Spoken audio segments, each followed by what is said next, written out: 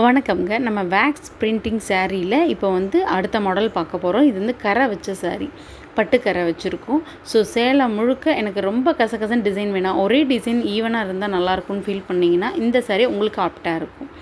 இதில் colours available இருக்குது. So இதில் வேறு பிளாக்ஸ், எனக்கு சிங்கிள் பிளாக்ஸ் மட்டும் சேலை முழுக்க வேணும்னாலும் அவைலபிள் இருக்குது. கஸ்டமைஸ்லாம் பண்ணி கொடுக்கலாம். ஸோ இருக்க டிசைன்ஸ்லையுமே நிறைய நல்ல டிசைன்ஸ்லாம் எடுத்து அப்பப்போ உங்களுக்கு பண்ணி கொடுத்துட்டே இருக்கோம். ஸோ இது நம்ம ஹைபிஸ்கஸ் பூ டிசைன் சாரீ இது. ஸோ ரொம்ப நல்லாயிருக்கும். இது முந்தான பகுதி.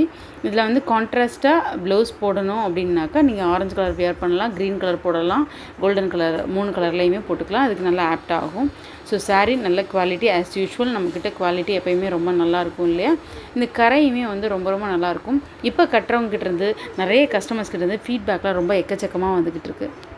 மேடம் இந்த கிளைமேட்டுக்கு சாரீ ரொம்ப நல்லாயிருக்கு.